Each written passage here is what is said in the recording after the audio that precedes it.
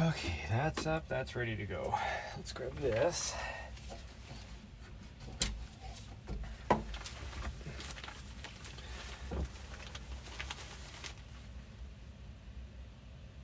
ready to go. I got some water. Is that gonna be enough water though? I don't know. I grab a little bit more. It is breezy and cold out there, everybody. So I am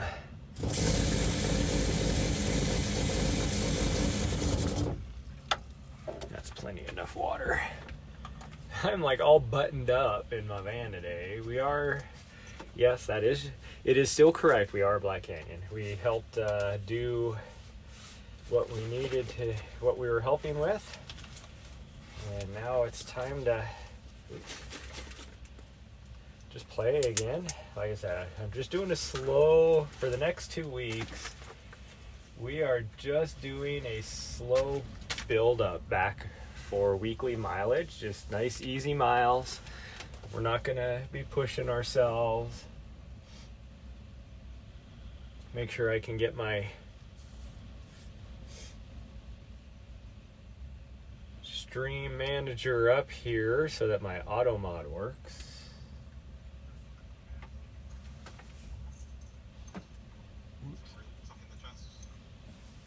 Mute that because we don't need that on. And go to here and go to there. Okay. Stream manager is on.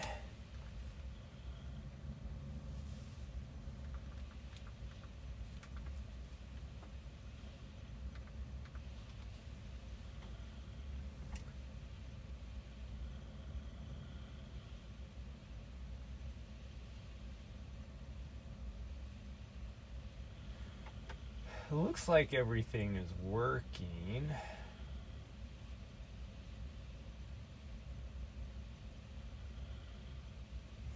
I hope. It looks like it's a little choppy, but might be just my stream manager choice. I don't know.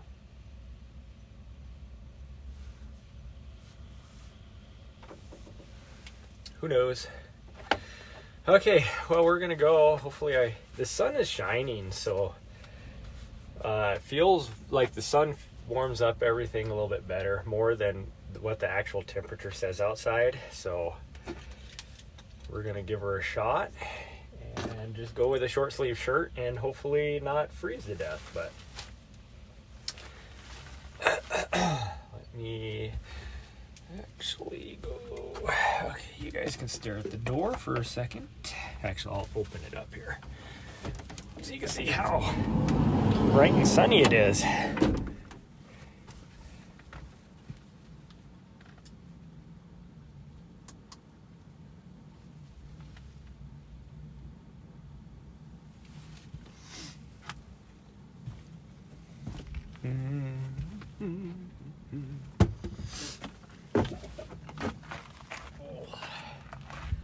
You guys are shining up way up in the sky.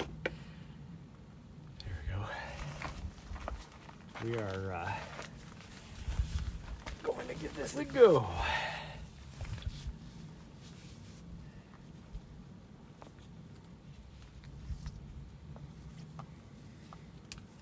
I think I'll be all right. I'm kind of out of the wind right now, and it is, but that wind is cold. Like out of the wind, it feels like a perfect temperature out here. It's 52 degrees still. Even with that sun shining, it's still 52 degrees. When I woke up today, it was actually a little bit cooler than that, but it is now 11 o'clock. I didn't want to miss the daily show for the Michael McKnight FKT attempt. So if you don't follow Mountain Outpost on YouTube, you should, because they do a lot of awesome shows. That's who I was helping do a lot of their stuff this last weekend. Multiple things. I helped with their production for the Michael McKnight FKT attempt. because at the same time they were doing the javelina as well. So and then I was going out there every day and helping out there as well. So I was happy to be able to help them. Such an awesome experience. I love Air Viper running is one of the best running organizations, or what would you call it, companies in the business. I mean, I can't say enough great things about them.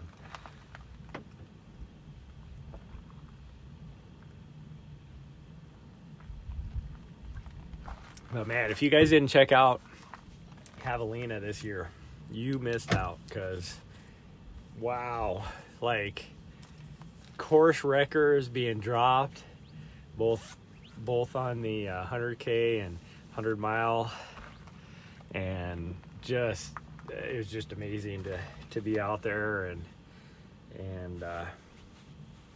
I'm not gonna lie, that I always get emotional with the final finishers. Well, I mean, throughout any of it I get emotional because of what these people are doing, but this year I got to bring in two of the I do. All of a sudden I was like, crap, do I have my key? Yes, I do. We're gonna go up this way till we hit the intersection for the Black Canyon Trail, and then we're gonna run up the canyon up that direction. I'm parked a little bit higher than normal because that guy got the spot I like to get, and then he looked at me like, where the F are you going, as I drove by.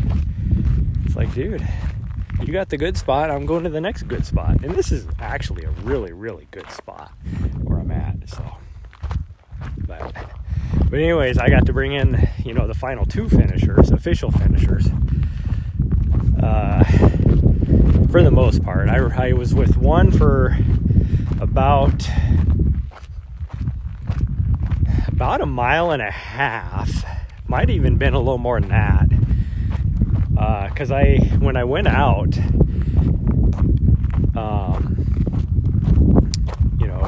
everybody that left the last aid station, you can't really tell who is going to be the last official finisher. So I just kept an eye on my mileage and went out.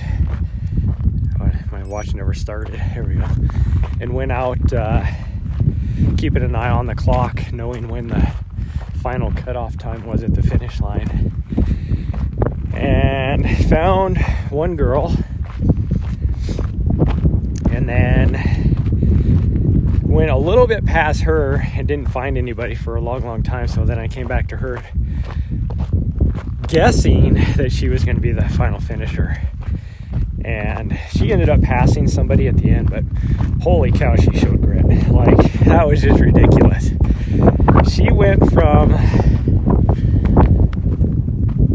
not thinking she was going to get it to her pacer and me. I had my stream muted, but I mean, I was chatting on her too. You could just tell. I mean, she was just like just pushing as hard as she could. And she ended up finishing with like 15 minutes to spare. And then the final finisher, when she got past about quarter mile out,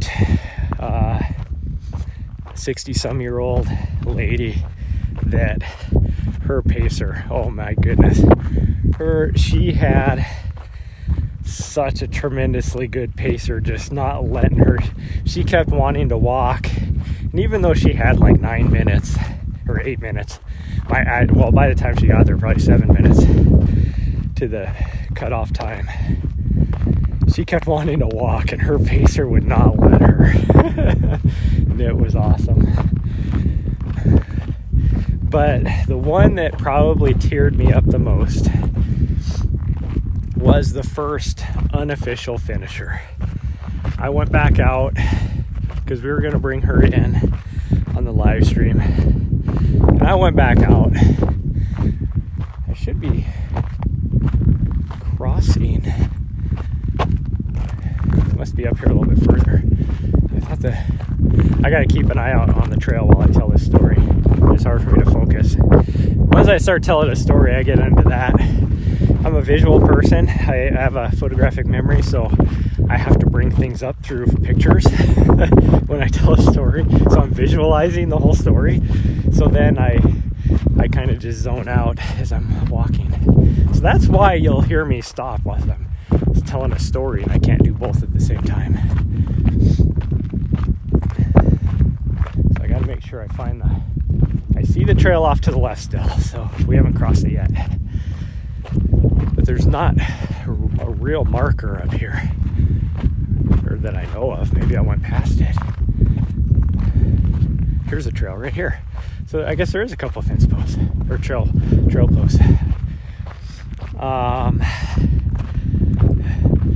Already lost? No, I'm not lost. I found the trail. I knew where I was going.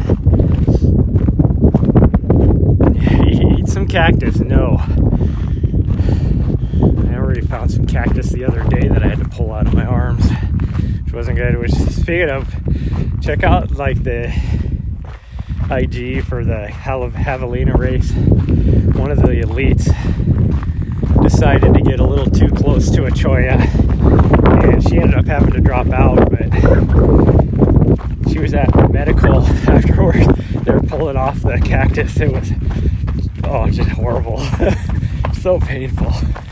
But just pictures of that. Anyways, the last finisher, when I saw her, like, I caught back up. She was still probably half a mile out. She was walking. By then she knew that she wasn't going to make it, because she had like 4 minutes to the final time. And you could tell she was just destroyed, emotionally and mentally.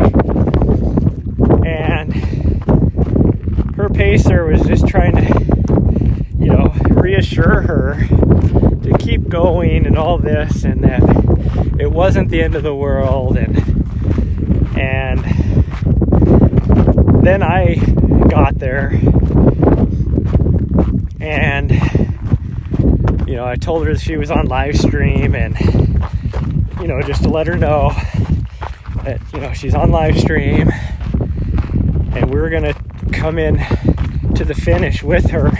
And she was like, yeah, but I'm not, like, I'm too late. And I'm like, are you kidding me? You know how many people are out here watching this live stream right now that are proud of what you're doing? And I go, yeah, you might not. And I told her, and I was kind of cute because I could hear the commentators and what they were saying. And it was funny, my yell, it was like, F what it says in the books. Yeah, you're not going to have your name on the list or whatever as an official finisher, but you're doing 100 miles. And I kind of reassured her that, basically, I asked her, have you ever done 100 miles before? And she was like, no. And I said, so you're going to set a distance PR. What an accomplishment. And you could tell that, her pacer was trying to reassure her, but a complete stranger like me to say something, like, you could tell all of a sudden it just totally changed her thought.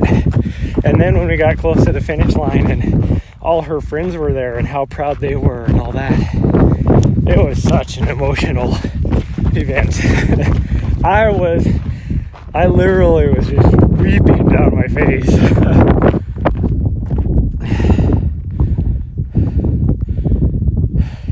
It's good, make burritos. I actually love cactus. No, I don't have I'm just using the mic on the phone. I'm not wearing using an external mic of any way to use a wind buff. But the strange and stranger. I actually do love myself even just like a cactus salad. Man, that stuff's good. Problem is I don't have a way to burn off the needles and stuff. Otherwise, heck yeah, there's a lot of it out here I could do. Because I'd have to, I mean, the prickly pears and stuff I love. And a nice big, you know, couple leaves that still look good on the prickly pear cactus here. Burn off the needles, blanch it so you can peel it really good. And then just like julienne it, or did you even chop it up into a salad? Tasty. If you had some avocado to just throw in there and just make even like a little salad, would be tasty. Yeah, I forgot to mention how windy it is out here today. Earlier, I actually think I did. Make a fire scramble. Emotional because we don't eat. No, I'm just doing runner camp stuff, so I could eat whenever I wanted to. I really want to find out where this road goes. Some point before I leave here, I need to figure it out, because you can actually park up here if you can make it, but I don't know where this comes out at. I knew this was here when I was driving in the other day, and I tried to find it from the road and I couldn't see it.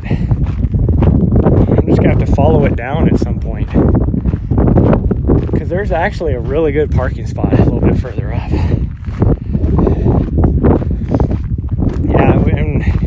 Fire restrictions right now because they haven't had the monsoon season down here, so you can't even have a fire. I mean, I have my propane stove that I could use in my van, but the problem is I'm almost out of almost out of propane, and I still got to make sure I can cook meals for the next and make coffee in the morning for the next however many days I end up being here. I don't have to be back in Montana until Monday night. I have to be back, or early Tuesday morning. I have an appointment at 11 o'clock that I can't miss on next Tuesday. Not this Tuesday, next Tuesday, so a week from now. So I'm just trying to, because right now it is cold and snowy back in Montana. I mean, it's cold here. Cold front has even hit here. But we'll see. I might see if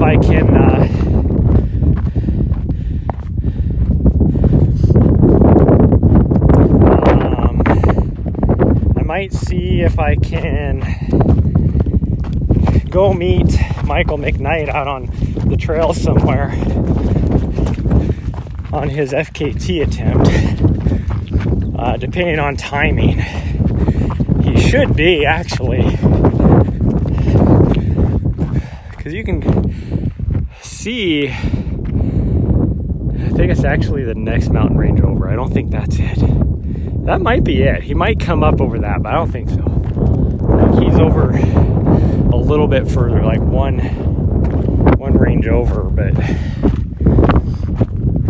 he should be through there by Thursday of this week, I would say.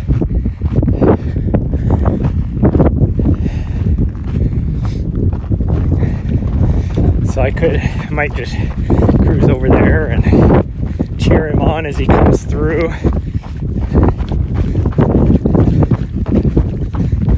We'll see. I mean, the most I'll be here will probably be like 3 days tops. We'll see how everything's going, but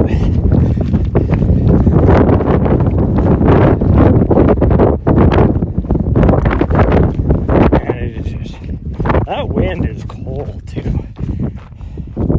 It started kicking up last night, and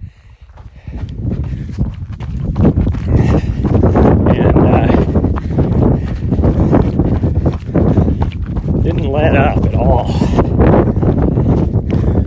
It was blowing so hard last night in some places that it was actually rocking the van. People probably thought I was in there doing things. The van was rocking, although there's nobody around. Because even that guy that's down below me, he, I don't know what. You get a lot of people here, even though you're not supposed to do this. They will claim a spot and then they'll leave for like 3 or 4 days. And this guy, it was Sunday, which is typically when people will leave. Like, he was there at his spot when I came through at like, I was like 4 o'clock in the afternoon when I finally got out here. And I went by and it wasn't but 2 hours later he left. Just left his bumper hitch, little camping trailer, and whatever else in there. Don't get lost. Need to go get a ride to town today. Don't get lost. I'm not gonna get lost. I know this trail. I've been up and down it many times, and there's no getting lost in this section anyways. No getting lost. It's so open and exposed. I mean, you can pretty much see everywhere where the trail is going. So if you've only been on it once, then you can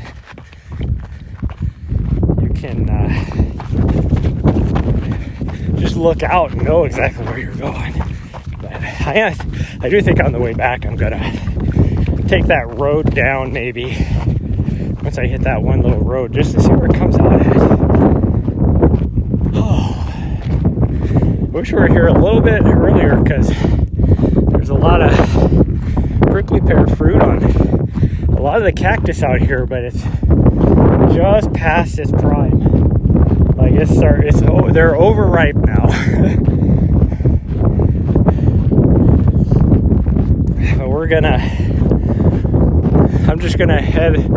jump across the road and I'm gonna head up into that canyon.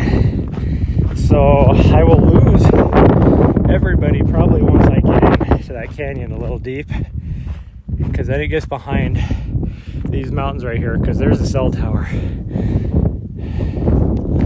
And I lose a little bit of signal. But we're just doing easy miles. We are just working our mileage back up in preparation of starting a training block here in a couple weeks.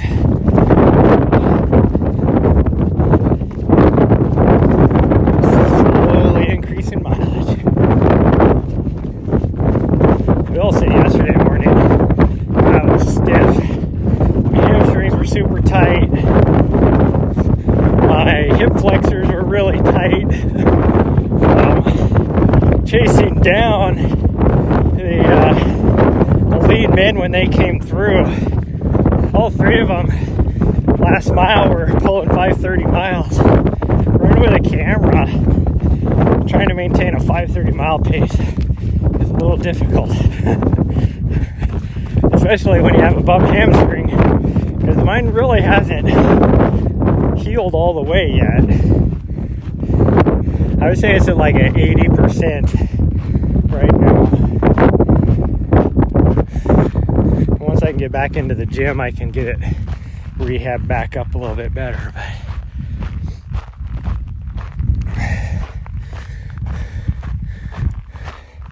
So we're actually going to cross the road where those trees are up there. There's an old water tank there, and we just cross right there.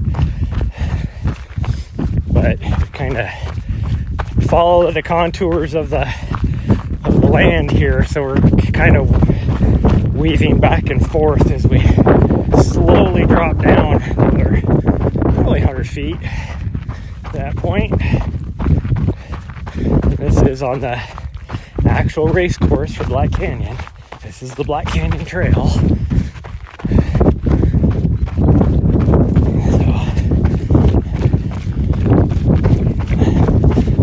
That's the one nice thing about being a little bit cooler today. It's supposed to be this way for the next couple days until it slowly starts warming up again. That's why I don't know, depending on the timing of everything, if I'm going to be here still. I might cruise up to North Rim a little bit later this week. But it is, I should be able to rehydrate myself, because the last couple days being out there for javelina, I got a little dehydrated.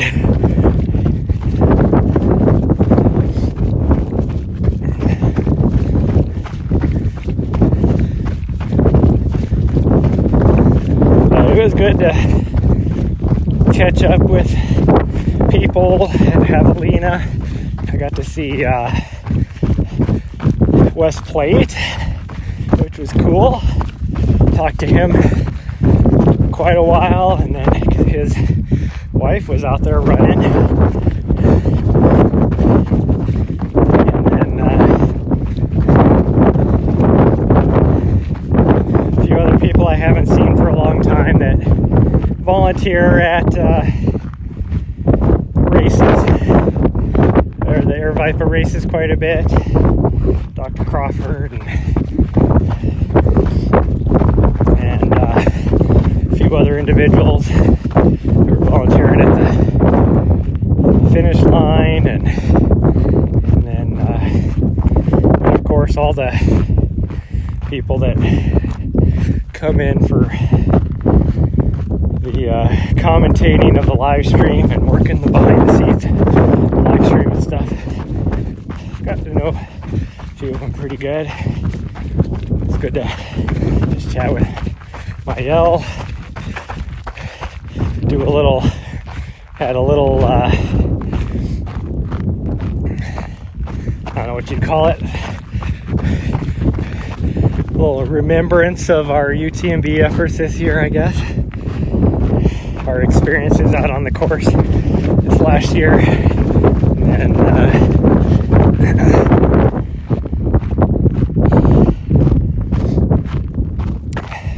got to meet Leah Yangling. I've never met her before. Good to chat with her for a bit, and her husband, and because I never met him before either. And then, oh gosh, dang.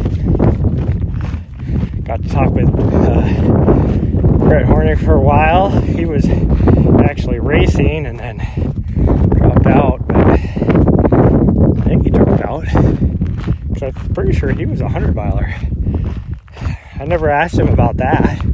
He just happened to came on for a bit for commentating and stuff and hanging around the production tent. So I was just talking with him. But talking about one of his favorite subjects, shoes, running shoes. We had a very long conversation about shoes. I happened to be wearing the normal Kuroks, and so he was like, "Oh, do you like those?" and all that, and well, he didn't ask if I liked them. He's like, "What are your thoughts on them?" Because he's ran in them too. And I gave him my thoughts, and he was like, "Yeah," he agreed to everything I had to say. And I told him how they remind me of because I would say they are my favorite trail running shoe now. Surprising amount of protection against big rocks like these trails have here, particularly when they don't have any rock plate protection or anything like that. But somehow, design of the shoe, it actually has a surprising amount of rock protection with a very minimal, built shoe. But I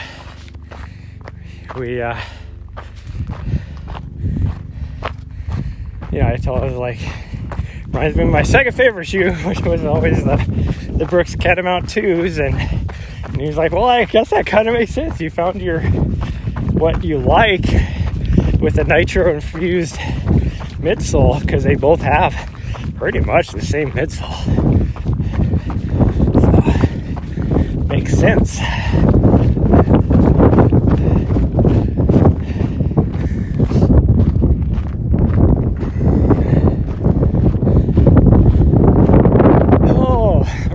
slow. That's okay. We're taking little walk breaks, which is fine. Because my hip is still a little stiff. I'm trying to loose up a little bit, which is weird because usually it's my left hip. Because I'm always compensating. It's always my left hamstring. So I'm always compensating in weird ways on that left leg, and usually that translates into my hip, which is why that's the only, like even my knee, that's the only leg I have runner's knee problems with as well, which feels good right now, but as I start doing more flat road miles, I really need to hit the gym, do some prehab stuff so I don't have problems with runner's knee on my build up for Jackpot 100. Okay, this is where we cross. Now when the race comes from the other direction, opposite direction we run right now, direction we're going to run back on. But this is where they always have the aid station every year. It's right here. I want to say this is like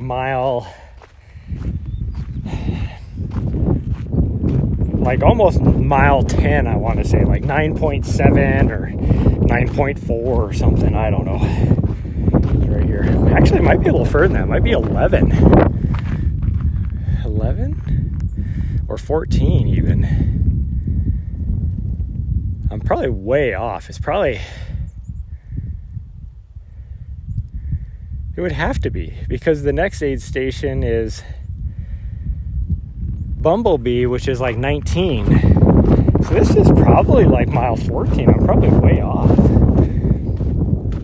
But that doesn't make sense either, because the first aid station is up on top of the plateau at the top of this climb up the canyon. And that's like 7. I don't think it's 7 miles from here to there. It's definitely not. Yeah, it is definitely not. So it might be a mile 11-ish, 11 point something. That actually would sound right. If that's 7, it's about 4 miles, so it'd be 11 point something. And then that would make sense to have like 7 point whatever miles to the next aid station. So that's probably right.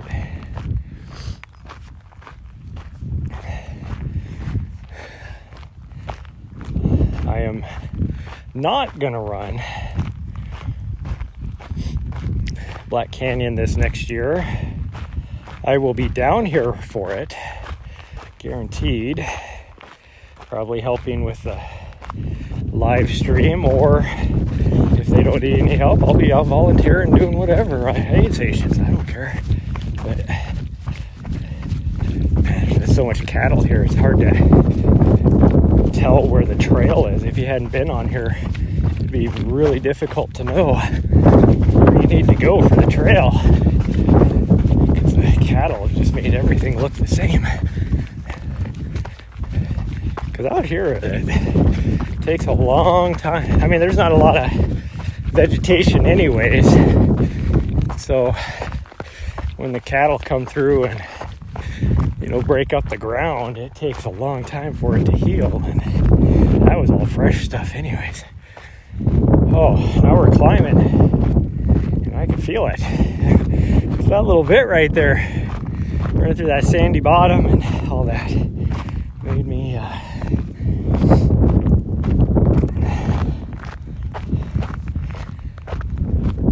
made me feel it. Do need to drink some water though.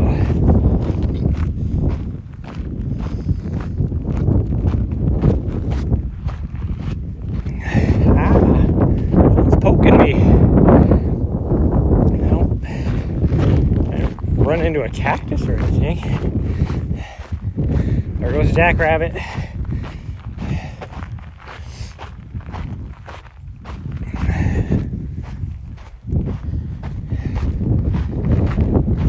Goes a fluffy jackrabbit.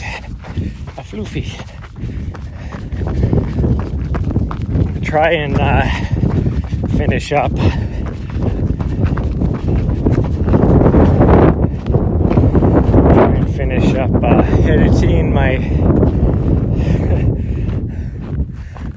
next YouTube video, which is still Lisbon,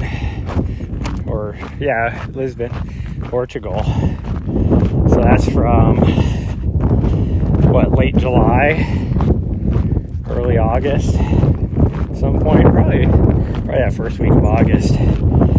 By that point, because I've already done one video of me running there, so probably that. And then I have at least one video from the Pyrenees. I'm gonna try and throw together two, but I don't think I have enough footage, usable footage from my other run. In fact, I'm almost positive I don't. So I might only have one from the Pyrenees. And then I think after that I just have at least 2 runs in Chamonix. I don't think I have any. I might have some footage from Slovakia, maybe. I don't think I do though. It'll be interesting. We'll see. I might. Problem is I have to get it. I think I used my iPhone that day, so I gotta get it off my iPhone. And then, so I'll probably have a shorter video there. It won't be a long form, me talking about what I'm going through, all that kind of stuff. So, won't be a lot of philosophical, not even a word, thoughts as I'm running.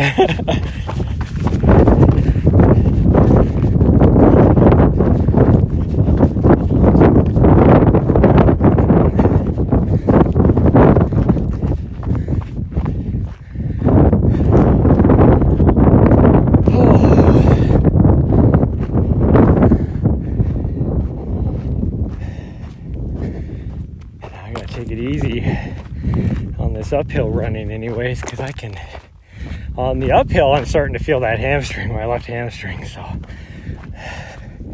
when I hurt at UTMB and really could feel after running those 5.5 minute miles the other night.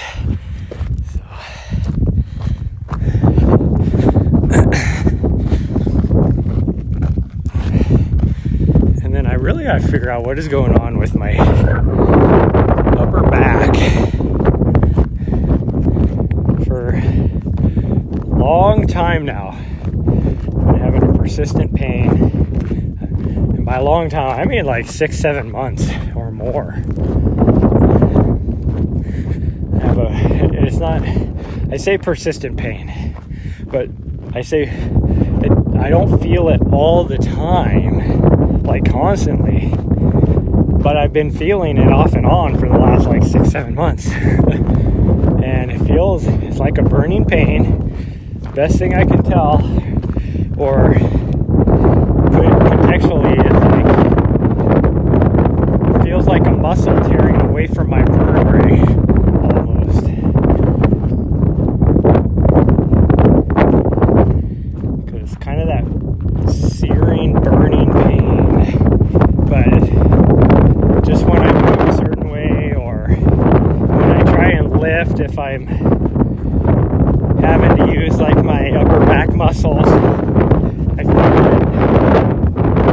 I have a heavy pack on, I can feel it after a few miles, that kind of stuff. So, I don't know what it is, why it's not healing.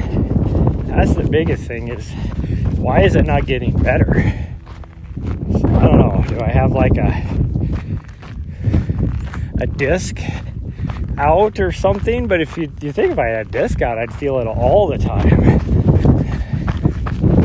Why does it just come and go? I'll feel it for a week straight, and then I won't feel it again for 3 weeks, and then I'll feel it for 2 days, and then I don't feel it for a month, and then I'll feel it for a week and a half straight, and not feel it for a week, and then feel it again for a couple weeks, and then not feel it for a month. It's like, it makes zero sense, because I'm not changing my lifestyle, anything like that, as far as my fitness routine. So it's not like I'm doing, it only happens after I do upper back exercises or, something like that.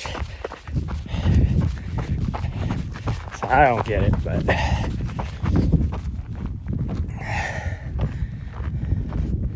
don't know how far we're gonna go. I might just go. I might not even make it to when I start losing signal. I might be turning around before then.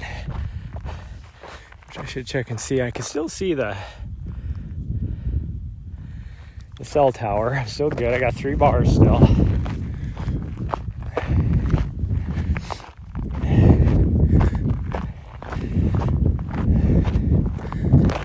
It's not usually until I go behind that. So we're at 2.3 right now. So I might get 10K out of this maybe.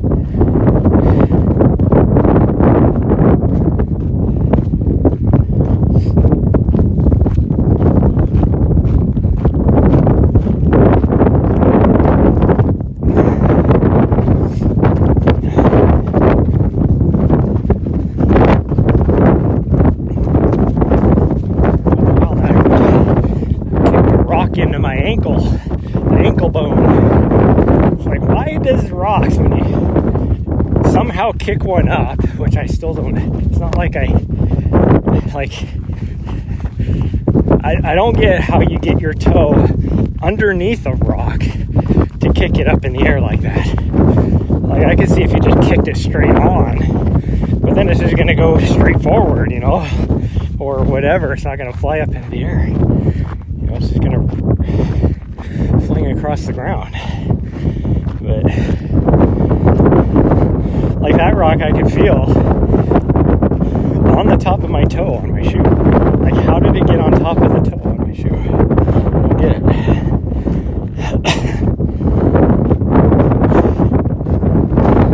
But it seems like it always hits your ankle bone that's like jutting out.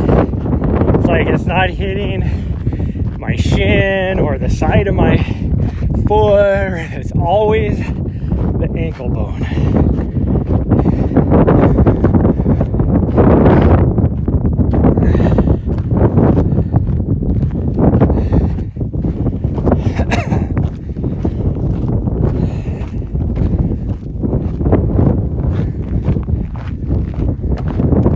Man, I love it out here.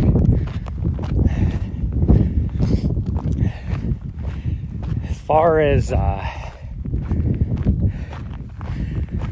like things on the side of the trail, to see, I guess this is not anything special, but it is my favorite section on this trail because you get to see, you can see the Bradshaws, you can see off the distance that direction, down the canyon a ways, which I think is really cool. Now you get closer to like Black Canyon City and you have more saguaro cactuses and trees and stuff like that,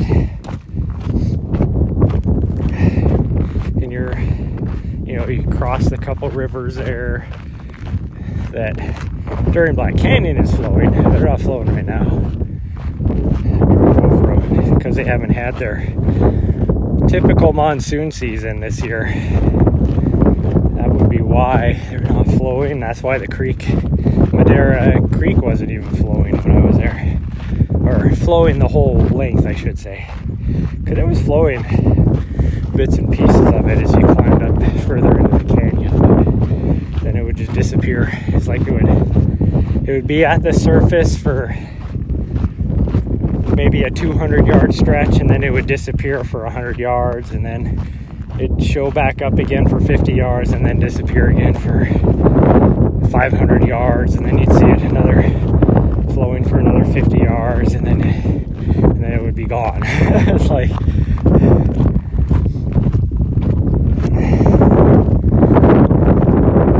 it wasn't flowing at where Proctor Road crosses, and I've never seen it not flow there. All the years I've been going there, different times of the year even. Like, I was there almost a year ago. I guess it would be 2 weeks later than I am right now. So mid-November, or well, it was like the second week of November is when I got there last year. And I spent a couple weeks there. And it was flowing at that time. And I've been there December time frame, January time frame, February time frame. Trying to think. I think I was even there I was there in April. I've been there in May. Like last year after Cocodona, I did a trip down there. Or no, it was actually the weekend before Cocodona. I made a trip down there. Like on that Sunday, I want to say. I think the race starts on Monday morning, and I was there down there either Saturday or Sunday. I want to say it was Sunday. But, yeah, so I've been there, 10 out of the 12 months out of the year, in multiple different years, and never seen it not flowing. Okay, I'm starting to have issues, so still at 2 bars.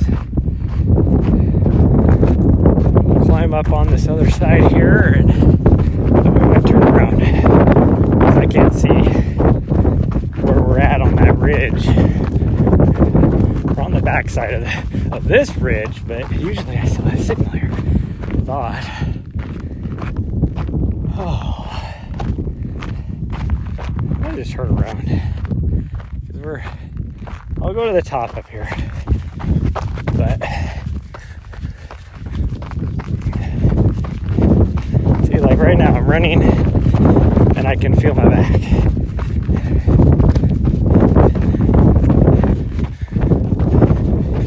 It makes no sense why. I'm kind of holding my shoulders back. That's the only thing while I'm running uphill. I always try and open up my chest so I can breathe better. And that's when I feel it. If I put my shoulders forward, I don't feel it. But if you're holding your shoulders back, then you're using that group of muscles. So it makes sense.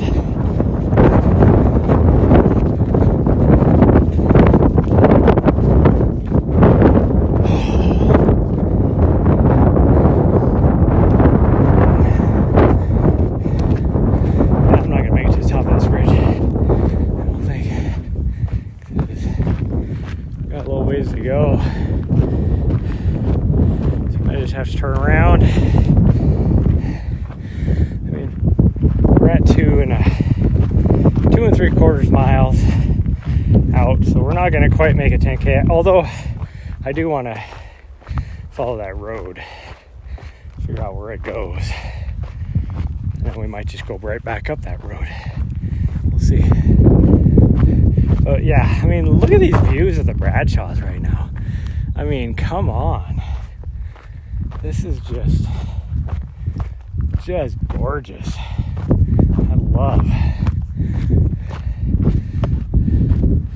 I love this section just because what you get to see is just so cool. Okay, we're going downhill, so we should run most of this. We don't have to work hard at all on this. I mean, there's still some rollers. Even though it's downhill, there's still some rollers. And this is the section that typically people will go too fast on and set themselves up for failure at the end of the race. One, because it's a pretty good downhill. losing 700-800 feet probably until you get down to where we cross the road, and then you're kind of rolling for probably 4 miles until you start dropping again down into Bumblebee and after. And then there's a lot of up and down after that section. It's deceptive because it is a quote-unquote downhill course. There's quite a bit of uphill, especially after you get past Black Canyon City, which is not quite 2/3 of the way through, I want to say. Or is it right around? No, it might be right at the halfway point, actually.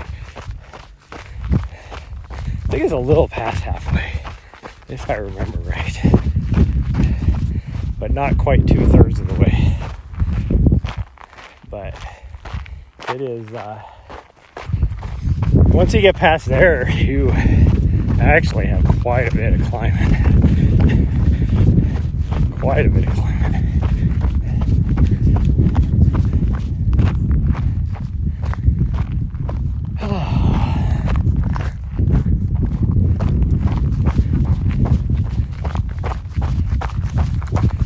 I'm wearing, as my screen says, I'm wearing the Hoka Speedgo 5s, which have a lot of parts on here. They're real rocky parts. I can say a lot of good things about the Speedgos, and maybe it's just me and my feet, but I can feel the rocks through into the shoe, the shoe, the sole of the shoe. It doesn't have a rock plate at all. You're just using the outsole and the midsole to protect you against rocks. So for like this section right here, where it's kind of buffed out, they're great. But then on sections like this little section, where there's some rocks, I can feel them. So I have to keep taking it a little bit. Plus I would trip and fall on my face if I don't slow down on rocky parts anyways, the way as tight as my hip flexors still are.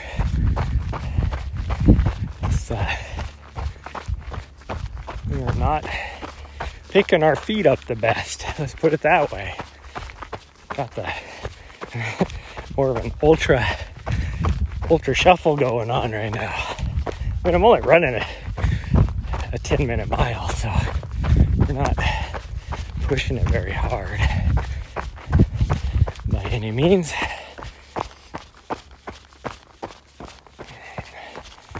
This is a highly eroded section there, kind of pretty well V-cut. It's hard to run in those sections. And I mean, I support people that ride bikes, mountain bikes and stuff. You're out there, it's something you enjoy. It's a good activity, for fitness. I actually want to do more of it, just for cross-training purposes. But one thing it does, and you can see there's been a lot of people on mountain bikes recently that came through here, or at least I can see the tracks. I don't know if you guys can, but one thing mountain bikes do more than somebody running is eroding the trail. And so you get things like that with the V-cut.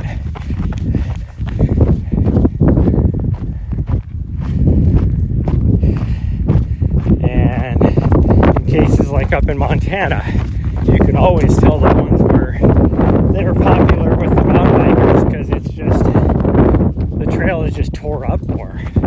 It's not as buffed out at all. It's just tore up. You see that up on the trails on Mount Helena. You can tell which ones the mountain bikers are on. Prospect shafts and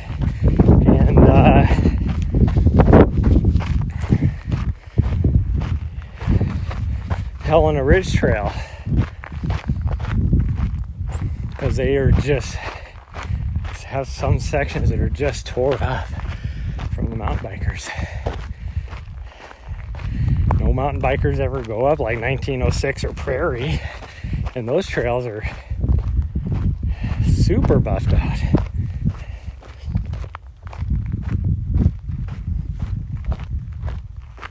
But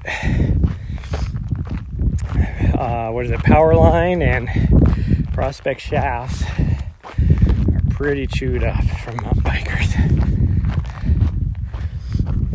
We're just gonna walk this little section, which is uphill,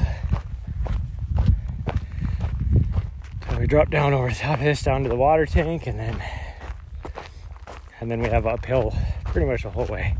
Although I'm gonna go down that road a little bit, just to try and figure out where it comes out at.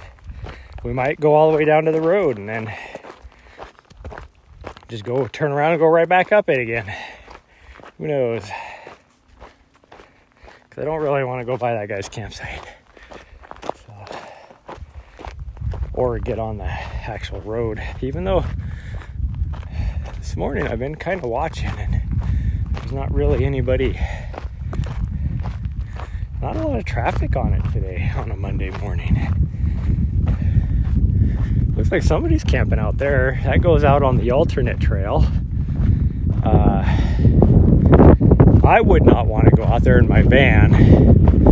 Once you get just even a quarter mile up there, it's pretty, like, there's some pretty decent cuts and from erosion and some pretty good rock ledges that you have to climb up and down that I could do in my van, but like my van itself can handle it. I'm not worried about that.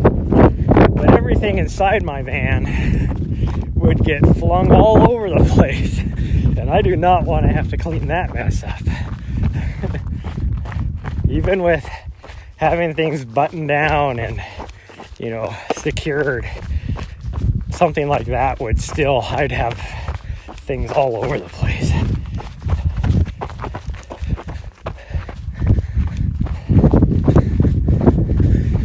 A lot of times it makes no sense to me how, you know, I have things secured down, and then even just driving up and down this, it's actually more like driving up and down the gravel road out here. There's some parts that are pretty washboard, and up in the driver's seat I don't feel it. Like, you can tell it's a washboard, but I don't really feel it. Well, I don't know what is going on in the back, but all of a sudden I'll just hear things flinging all over the, bouncing around, flinging all over the place. I would love to put a camera and just record my shelf above the above my stove area, because I had everything. Like, I have still a couple cans of soup. I had my spices kind of all the way to the right in the back corner, and then soup next to that, and then some stuff in the front. We got here last night after driving down this road, and I know it wasn't like the other, well, it might happen on highways too, as you're hitting cracks on highways. I have no idea, but it seems that like a washboard is where it would happen. Things just must be vibrating, bouncing around. But I'd love to watch how the things are moving, because then I got here last night and all my spices are mixed throughout everything, even all the way to the left of the shelf, and my soup cans had moved, and it's like everything was all mixed up, and it's like, how are you like just dancing? Like, it's just got to look like they're just dancing around each other, you know, going around a dance floor.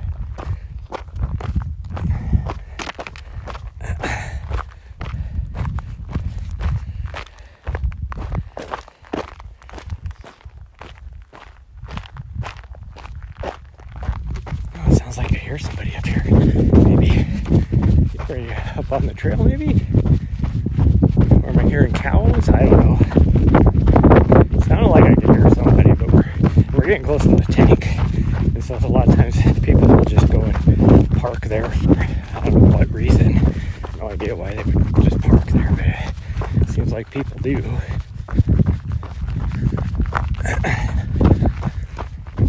Oh.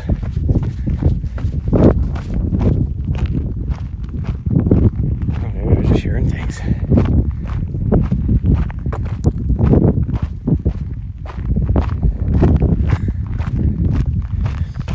Doesn't look like there's any vehicles up here, but who knows?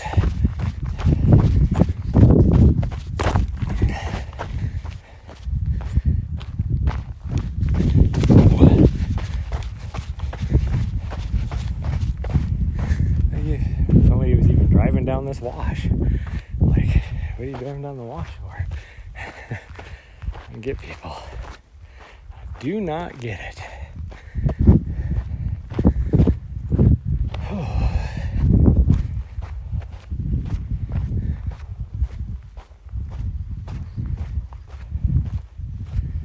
There's something else out here too that's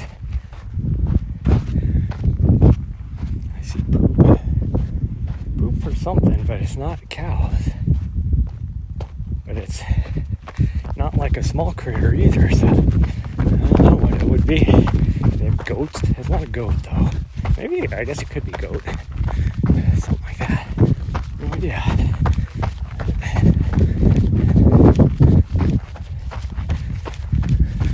And there's absolutely nobody up here. There is a little pond right there, although I have no idea if it has water in it now, but the old water tank.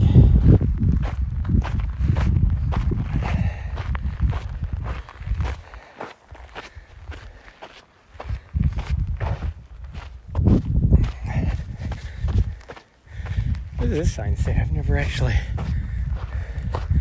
paid attention to it. Oh, fire information. Well, I already looked up the fire information. And there's burn restrictions.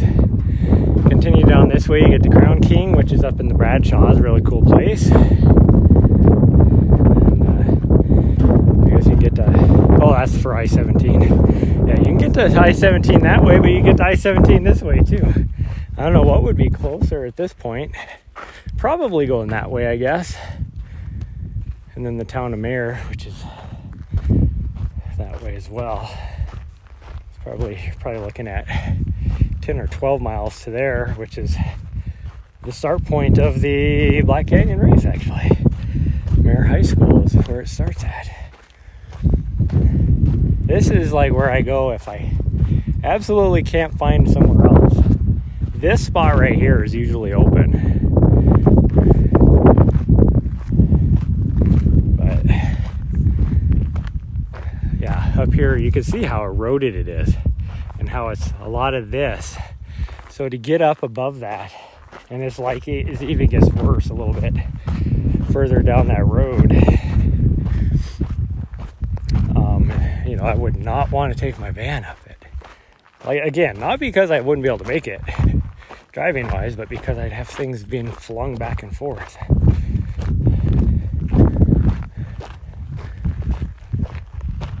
I'd have the biggest mess. Like, even like last night, even on I have one little section like that to get to where I'm at right now, because that other guy took the other spot. So I had a section probably just like that, just as long, and it flung my monitor off the wall again.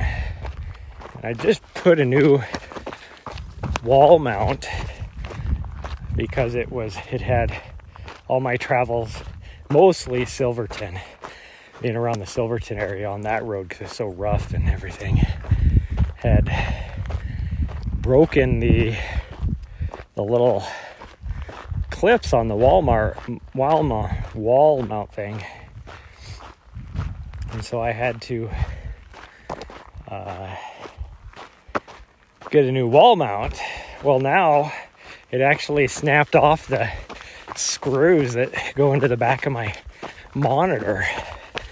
And so it's like, well, one, I'm gonna have to go find I don't have any screw extraction anything to try and pull those out, which I'll have to, I think, because they're so small, I think the only thing I'm going to be able to use is those left threaded drill bits, I guess you could say, that seem to work pretty good. Like, you can start drilling in and then they'll grab and pull out a screw, but they go you're using the drill the opposite direction, because that's the way screws are threaded. Because if you're just drilling into it, you're going to make it even tighter. We don't want that. But I don't even think I could keep it. I mean, the difficult thing is going to be, can I keep it centered if I'm drilling into it anyways? I don't know if I'm going to be able to get those out. It'll be interesting to see.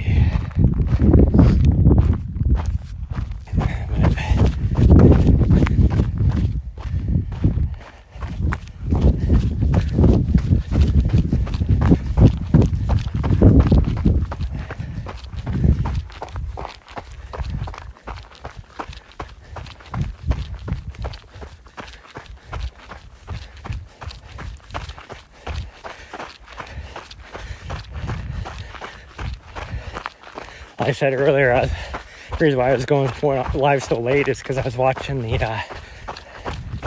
FKT show this morning and the recap show, which is what I was producing the last 3 days.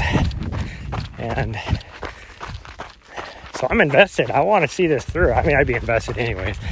Even if I didn't have anything to do with it, I'd still be invested.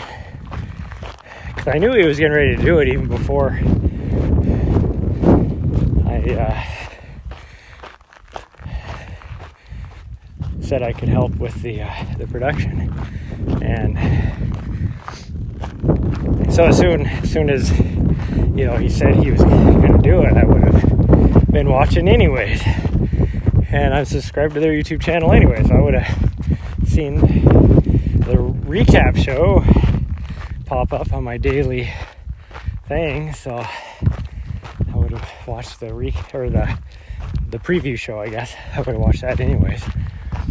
But, and then knowing that, okay, this is the day he's starting.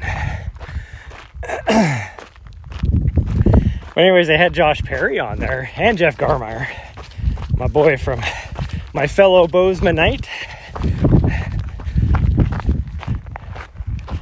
And then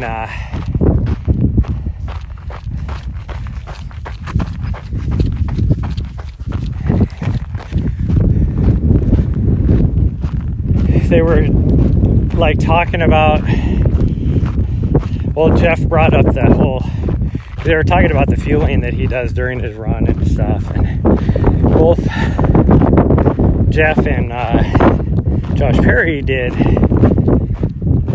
self-supported, and where it's fully like supported for Mike McKnight's thing, so he gets to see his crew every so many miles and restock nutrition and all that kind of stuff. And so Jeff was just trying, asking to just try and compare the difference between the two, and how he, you get down to this, like, the science, because you have to pack everything yourself, the science of calories per ounce weight on different foods. And Josh Perry mentioned that thing he went through, I think he said 51 kilos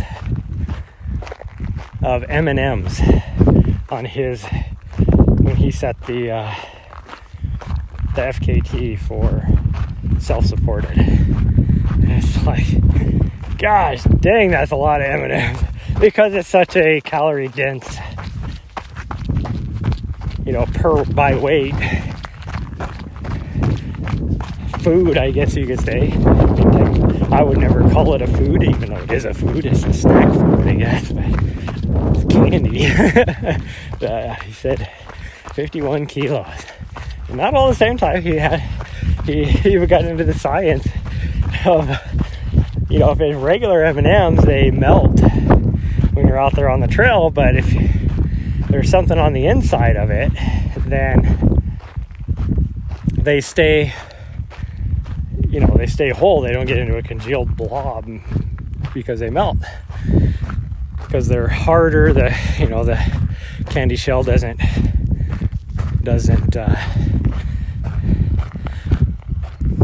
crack and then have the chocolate melt and mush and all that. So if it has like peanuts or almonds or the Crispies or that kind of stuff, those are the best ones to use. But the peanut butter and the chocolate and all that, those ones will melt.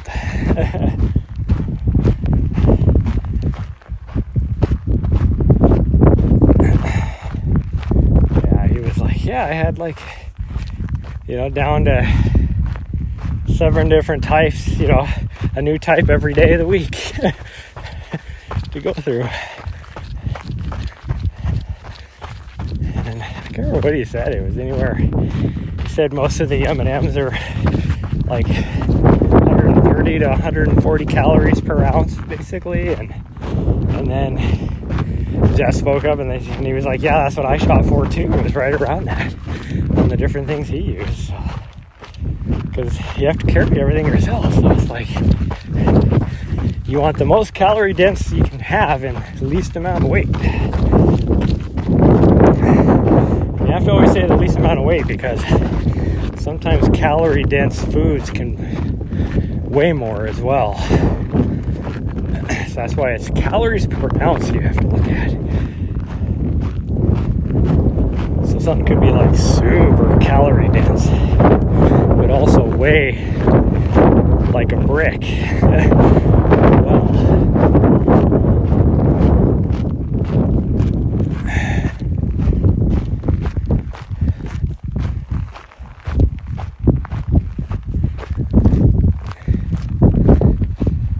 I'm not gonna lie. I mean, I am like walking a lot of this run today, but I am enjoying the F out of this run.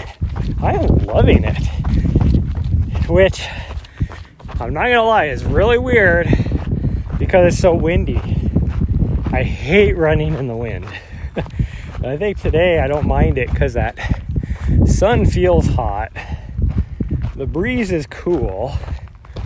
And since I'm kind of hugging the side of this ridge, going in and out of these draws and everything, I don't feel the wind as bad. Like, it's not just constantly blowing into my face, which now is at my back anyways. But it's not constant, I guess. It's more gusty than anything. So that doesn't feel as bad. But yeah, I am loving it. So I'm gonna go show you guys these. A lot of cactus fruit out on some of these, but I'll show you how they're just past their prime. They're starting to do their thing. Like, some of these still look like they should be really good, but I don't know, that one actually probably isn't too bad. Some of these are actually probably still good, but a lot of them are like this, where they're been pecked at by birds or whatever, and all that too. So get back over here onto the trail without rushing into some cactus. But cactus fruits are kind of good. They have like, I don't know how to explain it. They don't have a lot of flavor, like a really strong flavor, like what is it? Dragon fruit, I guess, is kind of the same way. That's actually what they remind me of, is dragon fruit. But they do have just the slightest, almost a floral taste, really, but kind of refreshing as well. Almost like a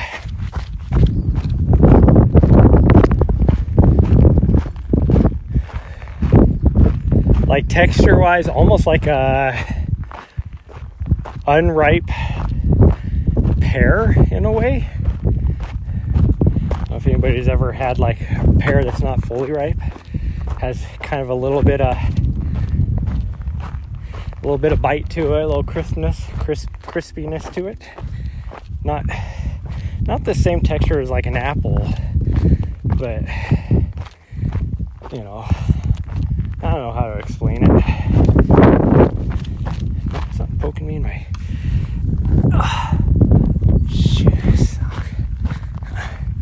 Feels like I got something in my sock, like a little needle from a cholla or a cactus or something. A little thorn, maybe a mesquite thorn. I don't know.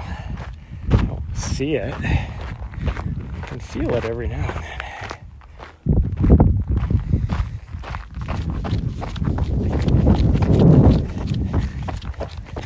It is kind of crazy that whenever the last few times I can feel my right hip a little bit now, so I'm gonna have to take it easy. Well, how do I want to say this?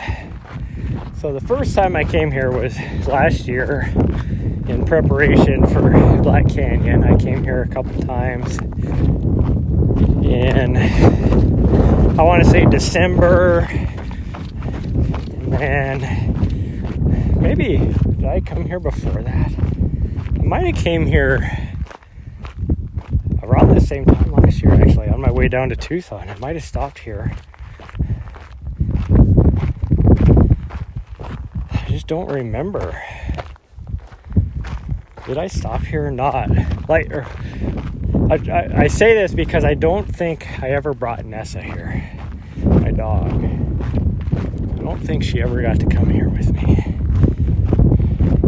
So if that's the case, it would have been December, like late December last year. It was probably the first time I came here, and I got a couple runs out on this trail, and I actually ran into like a few runners and a couple mountain bikers and stuff. And then when I came back beginning of February just to do my last training runs out here, saw quite a few. There's a lot of people out here on the trail doing the same thing, getting ready for Black Canyon. And as well as ran into a couple mountain bikers that were doing some big loop that I guess you can do here. I'm not sure what the loop is, but I'm kind of wondering if it's the same loop that Kelly Vinson is, if it's a portion of the same loop that Kelly Vinson is getting ready to do, because I know the loop she's doing is like 200 and some miles, 250 or something like that. And it's a famous loop. I just don't know if it's on this trail. But these mountain bikers were doing the same thing. I mean, it was a multi-day, like a long trip. They had their tents with them and all that kind of stuff. And I talked to them for a while. I know that was before Black Canyon, because they were like, oh, asking about Black Canyon, the race.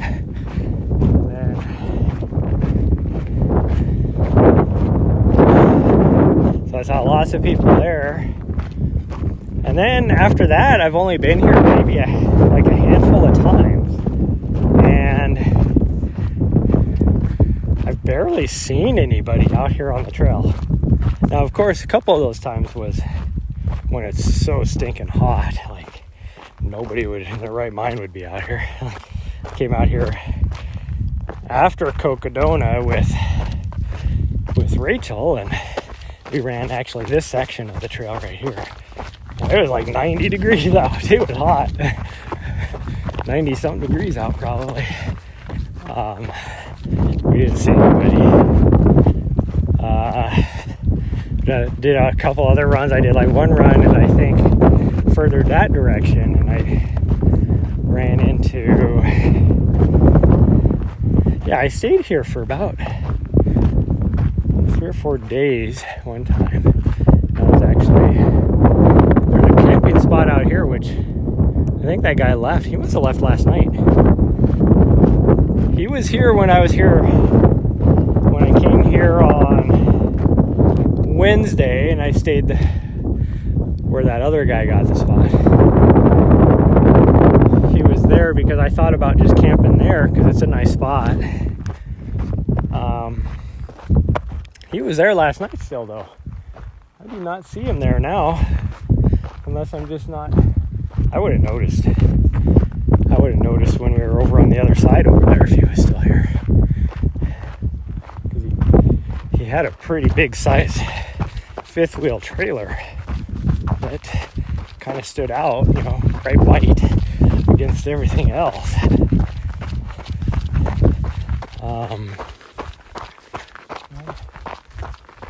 Not that I've been like looking, but I still would have thought I would have noticed both last night or on the way down this morning, and I should be able to see him right now, I would think.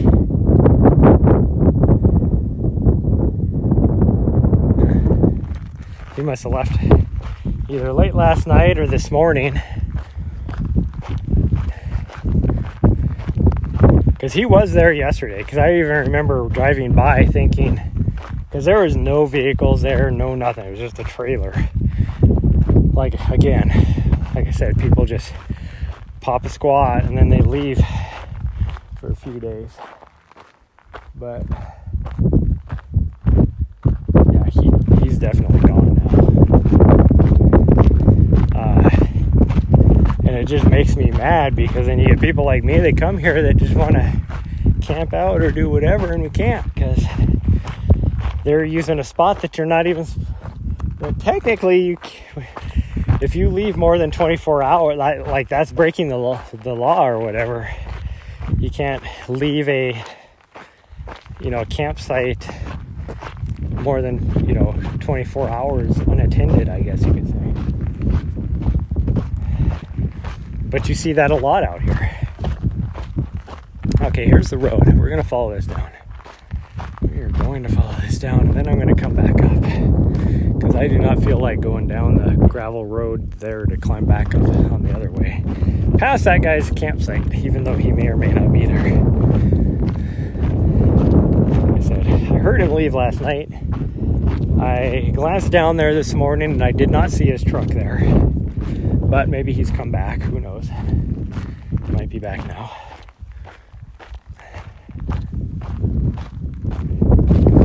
I could definitely tell he was not happy when I went by to camp above him. It's like, dude, you don't own the whole road. This is all public land right here. Like, just because you didn't want to go further up, which I wouldn't. Again, I was surprised he went up there with his fifth wheel. I wouldn't want to make it up that. But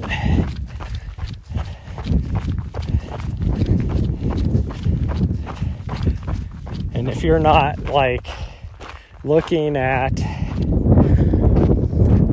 utilizing the trails out here, because he didn't have a four-wheeler or OHV or anything like that. He was definitely more of a snowbird type of person that just comes out here and, for the winter, camps for 2 weeks, moves to the next spot, camps for 2 weeks, moves to the next spot, that type of stuff.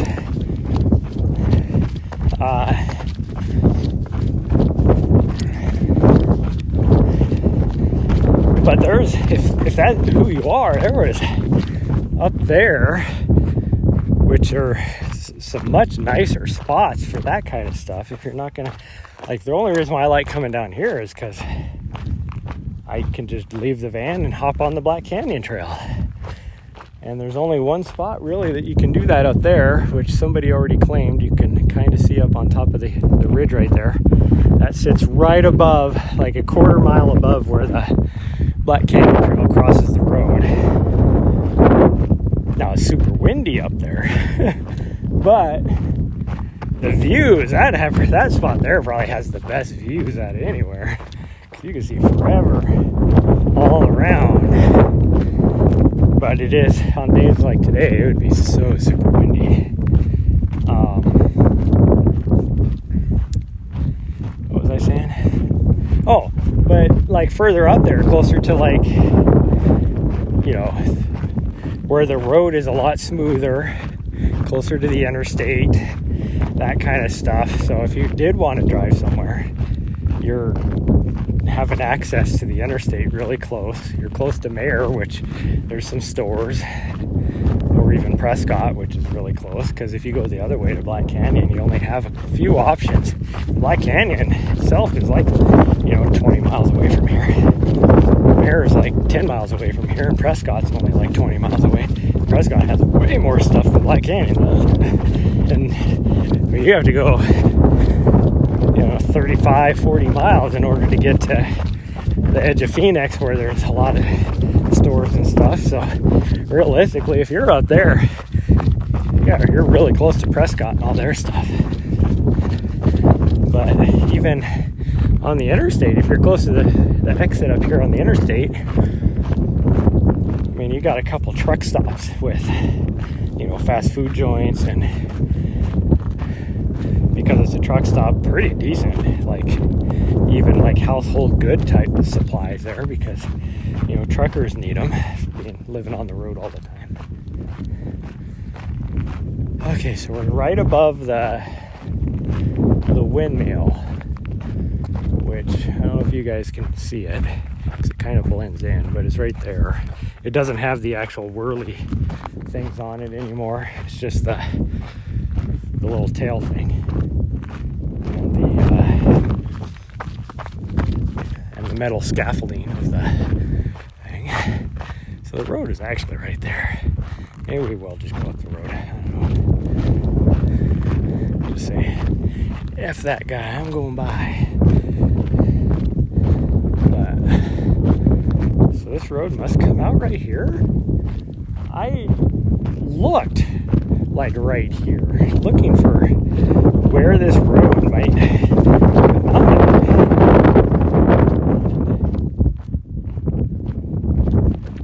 I did not see it come out on the road anywhere. So there's the road right there. So it must look just like something. Now, how did I not notice this road? Ooh, I would not want to drive up this in the van, though. It's a good thing I'm going to go down this. I mean, this actually wouldn't be too bad, as long as this right here is where it'd be a little iffy, because there's some pretty good erosion cuts right here. I mean, you have to be really careful right there. If I drop down into that, I'd be done for. And, yeah, how did I not notice this? This is like really evident to see. Oh, I wouldn't be able to get up right here, so never mind. I don't think I'd actually, looking at it from this direction, I would be able to make it up that. If I stayed over to the right, I would easily be able to make it up that. But again, I'd have to take it so super slow, or else I'm going to have everything getting flung back and forth. I'm going to go back up that way. I want to go back down the road and then come back around. This area right here would be so awesome to camp at. But the one thing about this area, this Black Canyon recreational area, is they are very specific about you have to be a quarter mile away. You cannot camp within a quarter mile of a water source. Well, that windmill is an old water well. Even though it's not flowing, there's nothing there. There's no creek flowing through here. Seasonally, there probably is, but I mean, it's a dry creek bed most of the year. but because there's an old well there that isn't flowing anymore, but it still exists.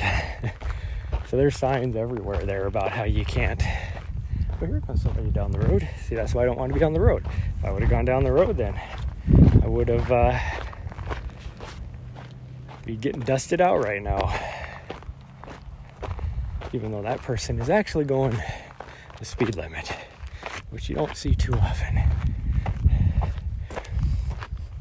But anyways, there's signs everywhere saying you can't camp there, even though that would be an awesome place to camp.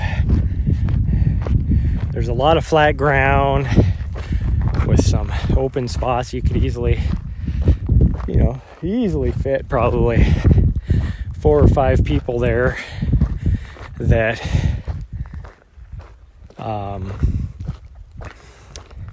would have a pretty good distance, probably 100 yards in between them, a bunch of trees, that kind of stuff in between them.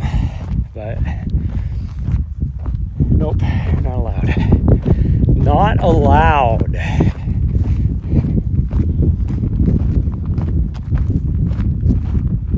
And I know it's not the creek bed, that it's that well, that old well.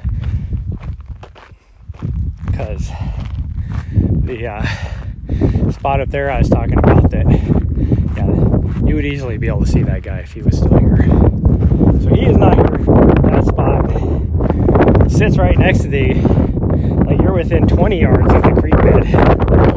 The old, so it's not the creek bed, and you're allowed to camp there. But you can't camp there because it has the old, that windmill well, and where the old water tank is, even though there's nothing in that water tank, but there's that little pond, little area, so that's why you can't camp up there. I don't know if you can see the trees or whatever way out there. But this little spot up here sits about exactly halfway between that and the watermill, or the windmill. So it's like right at the quarter-mile mark.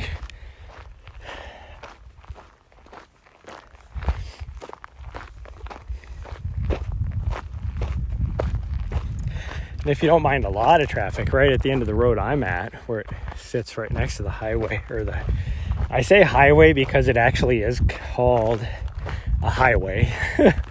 It's a gravel road, but it's like the Crown King Highway or something like that. That's what it's called, but it's a state road. Might not even be a state road, might be a county road, just a gravel road. But right next to that junction there's another road that goes on the other side, or another, I call this a road, a little Jeep trail, which is what I'm on too. It's an old mining road. But anyways, there's a concrete pad there where there obviously used to be like an old building, probably for a mine, that sits right there.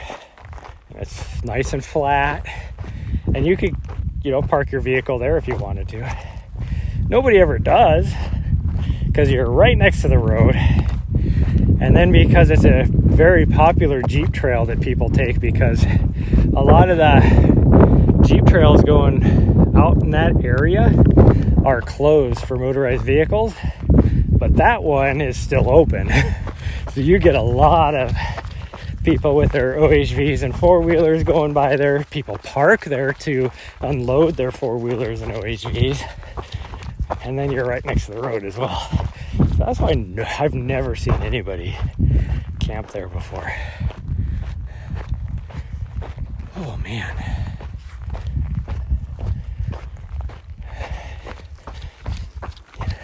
I think today, because I'm taking it so easy, doing more run walk, just enjoying this, because like I said, I am really thoroughly enjoying today's little run here.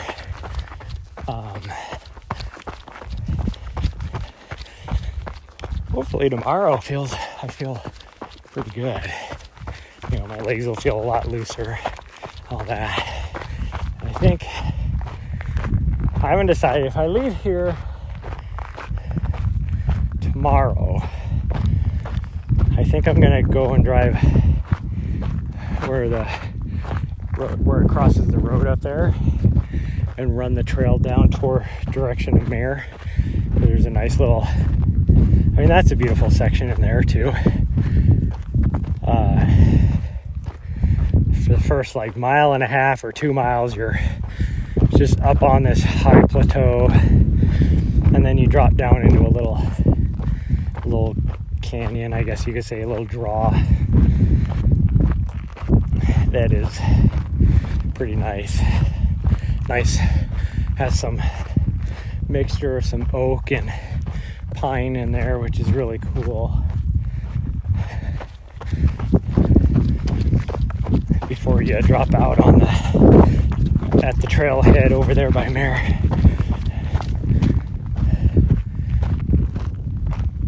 Did we miss the trail?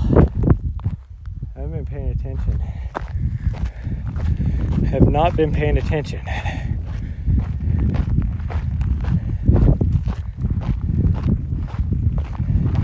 No, this is a trail right here. Pretty sure. Looks like something is cut across the road here. Yep, this is it. Okay, now we're back on the trail. Now we are back on the trail.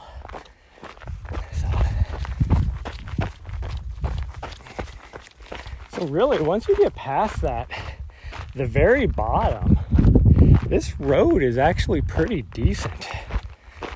I don't know, it might be worth it. Because like I said, there's actually just right up here, just a little ways, is a really nice camping spot.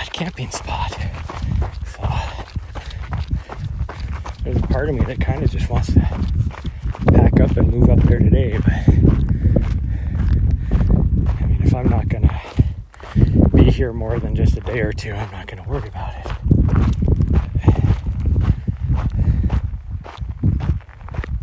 It is kind of crazy that even right here, as close as we are, you can't see my van. That's a little crazy to think about.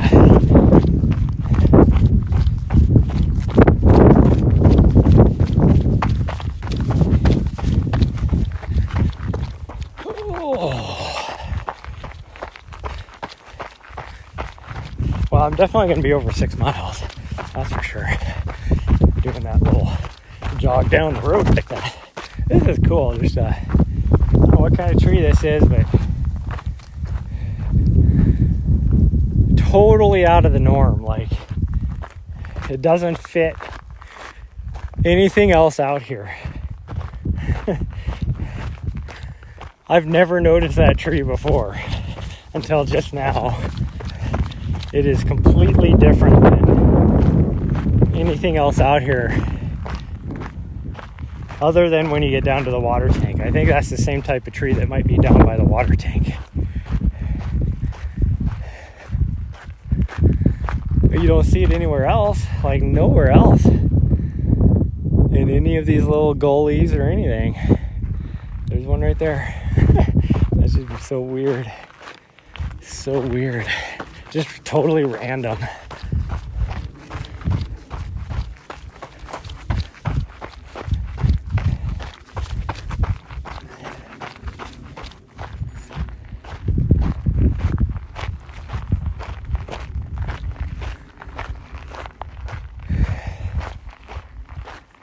And you get these, because we're starting to get a little bit closer, you know, to that direction where you start running into the saguaros, but it's like you just have these random ones. There's one there, two right there. I can see a little one starting to grow up right there, and then you look down the horizon and I can see one at the very tippy top of that ridge and one on this edge of it. Not a whole lot of them, the saguaros around here.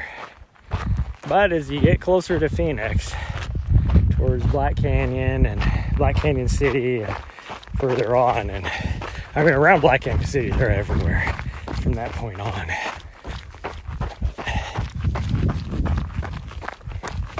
Around here it's just prickly pear cactus and mesquite trees. Is that another one of those other trees, or is that something totally different, random as well? Oh no, it's kind of a juniper looking tree. There's one right there too, and one over there. That is so that's like a little juniper tree or some sort. You see a few barrel cactus. Oh, there's another tree right there too. That's kind of, I've never noticed those before either, because they stick out. Different than the mesquite trees. But yeah, you'll see a little bit of barrel cactus, some cholla every now and then. Not even a whole lot of that until you start getting closer to Phoenix as well. Mostly just mesquite and prickly pear. And whatever this other kind of brush is right here, you see a bit of that up here. And I don't know what that is either, but don't run into that. That hurts.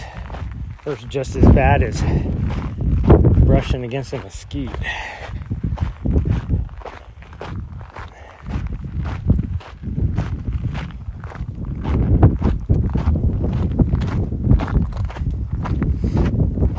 Well, I can see the other guy's vehicle, or his camper.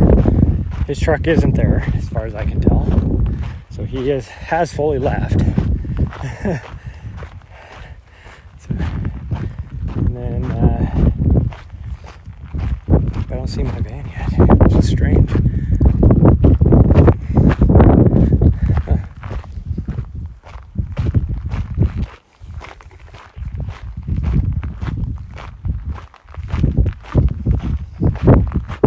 Oh, now I'm starting to see. I can see just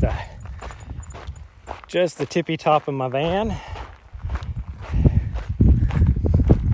This is where we went up the other day. For context, this is the road we climbed all the way to the top of that, and then we came back from the far end of this section of the Black Canyon Trail. Although we didn't come all the way to here. We dropped down on the little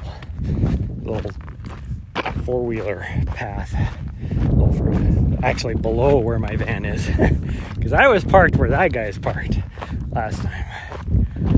And I am above where that little mining claim is. So, just so you guys know.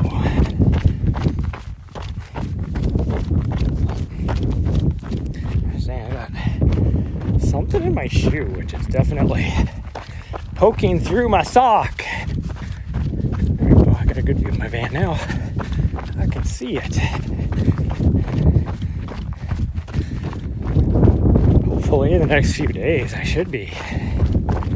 Actually, depends on how much I do on my computer, because I really do need to do some work on those videos. But I'm thinking when I go back to Montana, if the weather is still not as good, oh, look at that, we made it this far. So this is what I used to do.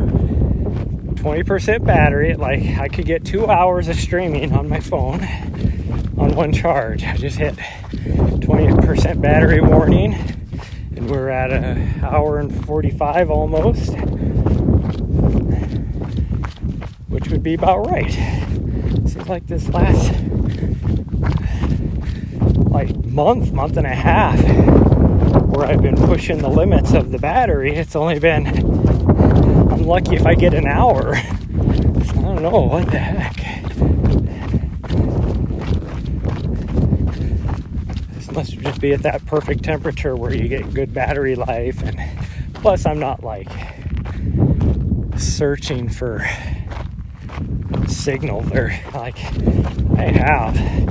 I mean, this morning on my sitting at the van, I don't know, what do I have right now? Yeah, I have 4 bars of 5G UW right now. Think about that. Ultra wideband 5G. Great signal. Like, you can't get any better than that.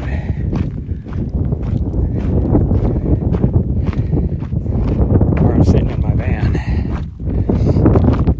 Well, by the time I make it down to my van, I'll probably be down to 3 bars, but so I'll lose 1 bar. That seems like that's what it was when I left. Yeah. I've had good signal, so I'm not like been searching for signal out here. That's another reason I love this area compared to. Now, don't get me wrong. I love running the Mount Wrights and Madera Canyon area more than here, but it's hard for me to live stream there, like runs. Here, I can live stream pretty much everywhere I go, which is awesome. There's my setup. And then I did, oddly enough, backing up to turn around, and now we're in here, and I backed up into this a little bit and punctured a hole,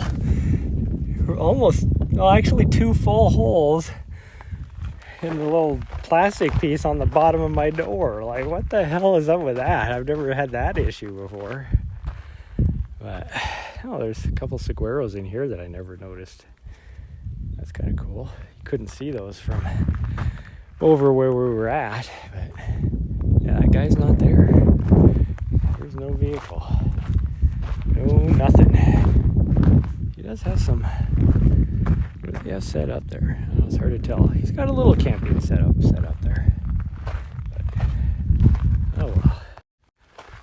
He must trust me enough. I tried to be friendly. I waved by him, all that kind of stuff. So he must trust me enough, knowing, sees me as a van lifer, probably knows I'm not going to go down there and try and steal anything. Oh, my buddy, these wasps or hornets or whatever just look nasty flying around my van. No, go away. You do not need to be around my van. I don't know what you like about my van. Go away. I was going to open up my door, but I'm not going to open up my door while he's here. I'm going to fly in. Oh, but... Oops. Probably smelled something last night when I got here. And then he left. And then he told his buddies about it, so that's probably somebody different. I don't know what you could like about my van. But, like, versus anything else. It's like, go over to you want some sort of food. I don't know what they eat, but there's got to be better things to eat around here. Cactus fruit or something. If you're looking for a new home, this is not it. Ow. Looking little piece of some sort of prickly weed got stuck around my ankles. Go away. Why are you flying around my van? Is it because it's bright white, so you think it's something cool or what? I don't know.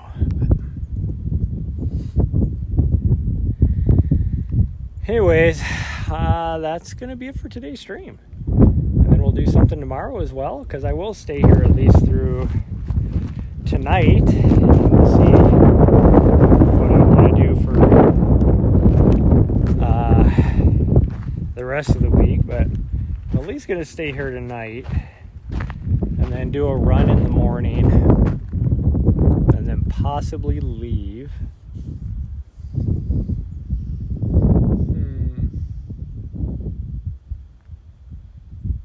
It would be fun to run in Flagstaff, but Flagstaff is like really cold right now, so I won't be doing that. And then,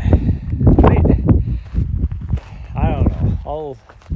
I'm going to look at the weather. Like I said, I do know it's supposed to warm up a little bit more. I'm going to look at the weather. It would be nice to be back in Montana by the weekend. I do have some stuff sitting in my mailbox, which would be nice to have, but I don't know. We'll see. I don't know. No idea. It's not like I'm going to be saving money if I stay down here anymore than if I just drive back, because eventually I'll be going back anyways. So I don't know. We'll see. But I do need to leave here at least by, like I said, Thursday. So today's Monday, so Wednesday. can make it through Wednesday night. So Thursday morning I would have to leave here, which will be right around the time he's supposed to be. Actually, he'll be further north. He's almost going to be to Flagstaff supposedly by then. So we'll see. Oh, there's that freaking... darn it. I didn't have it. If I had something to smack this guy, he was just sitting on my counter. I wish I had something to smack him with other than my hat. See if I can get him on the ground, and I can stomp on him.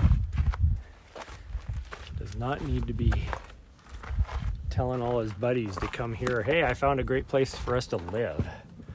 But anyways, I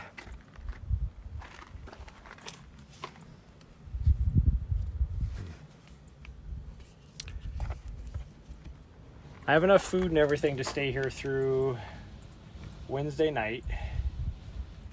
And then, so if I go and catch out Joe on the trail somewhere, that would, timing-wise, would be about right. But I might leave here tomorrow to go to North Rim if it looks like it's going to be too warm. And then I'll just stop at the grocery store in Flagstaff on my way by. On my way to North Rim, and then I could stay in North Rim for a little bit, or just continue on if all on my way up to Montana. So we'll see. But anyways, that's going to be it. Thank you, everybody. Please smash that follow button and follow me on my socials, and I will see you guys next time. Bye, everybody. Love you all. See you then.